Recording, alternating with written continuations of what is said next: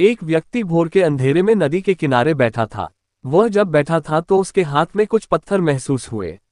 वह बैठे बैठे यूं ही उन पत्थरों को नदी में फेंकने लगा।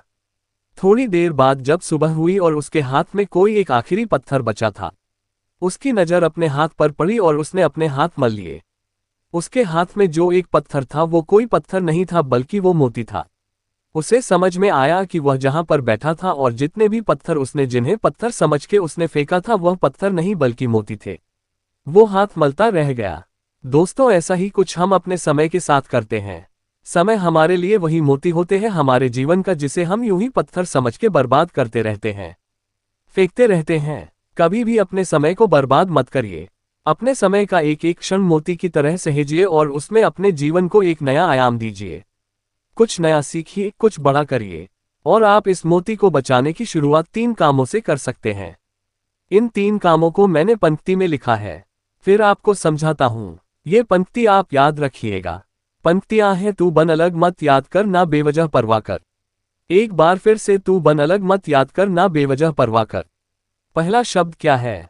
तू बन अलग। दोस्तों, हम अपना समय कंपैरिजन करने में भी, तुलना करने में भी बर्बाद करते हैं। वो इतना बढ़ गया, मैं रह गया। वो इतनी तरक्की कर ली, मैं कुछ नहीं कर पाया। हम बहुत सारा समय इसमें बेकार करते हैं, बजाय इसके कि यह हम समझे कि सबका अपना अलग सफर होता है, सबकी अपनी यात्रा होती है। जितना समय आप ये सोचने में बर्बाद करते हैं, उतना समय अपने स्किल को जो आपके पास है उसको निखारने में दीजिए। इससे आपका समय बचेगा और आपका समय आपके लिए होगा और आप बेहतर बनेंगे। दूसरा, कुछ मत याद कर। दोस्तों, हम कई बार अपने अतीत की चीजों को याद करने में अपना समय बेकार करते हैं। अतीत में कुछ पछतावा है कि भाई हम वहां पर इतना सुंदर अवसर था, वो कर लेते तो बढ़िया हो जाता, या कि ऐसा कर लेते तो ये हो जाता। वो नहीं हो पाया, वो कर सकता था, ये है वो है। ये सोचने में भी हम अपना बहुत सारा समय बर्बाद करते हैं।